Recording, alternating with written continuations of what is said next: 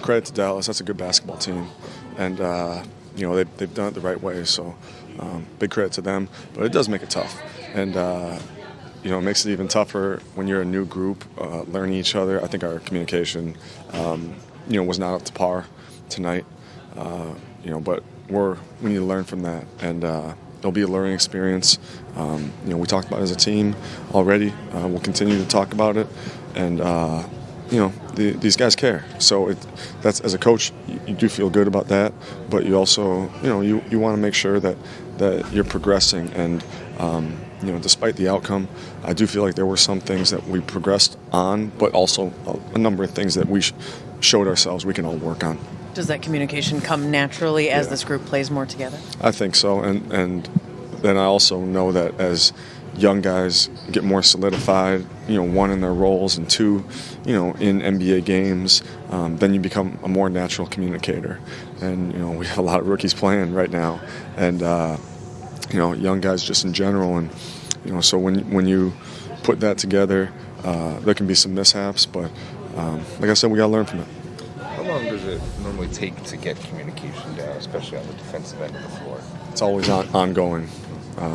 It's fluid, so it's one of those things that you really have to force yourself to speed up that process. As a player, and that can be, so when we're doing our walkthroughs, our ballroom, we want it loud. We tell the players as we're doing our walkthroughs, they got to be loud. And it's uncomfortable. And but I think that's our thing. Biggest thing we have to improve upon at the moment.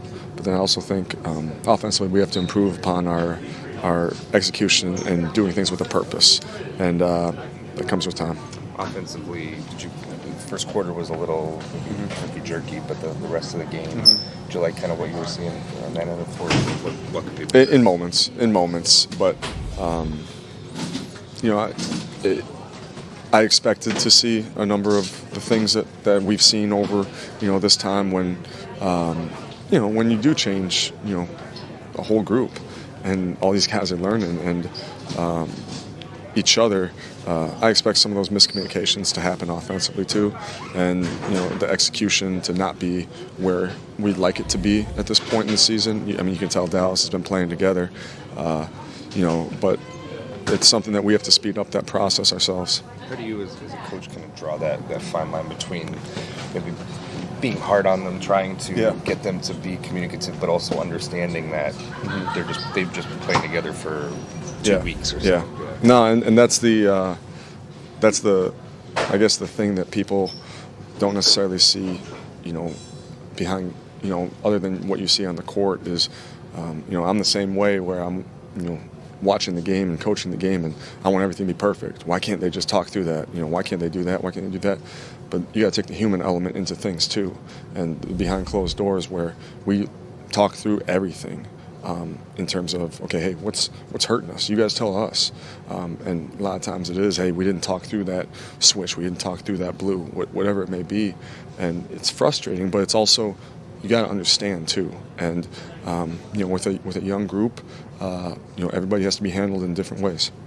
With Nas, he got the start. He picked up 2 fouls in about a minute and a half tonight. What can he do better to stay out of foul trouble early, especially early in games? I think that, he had some tough things happen early on, just throughout the game, he playing vertical is big. Making sure you show your hands so you don't even appear to foul, even if if it's a 50-50 call or something like that, because we need him on the floor and we believe in Nas, and I want to make sure that. That's known, is that Nas is going to be a very good player because Nas cares. And, those fouls, they hurt him because he wants to be on the floor. And we really believe in Nas in our organization.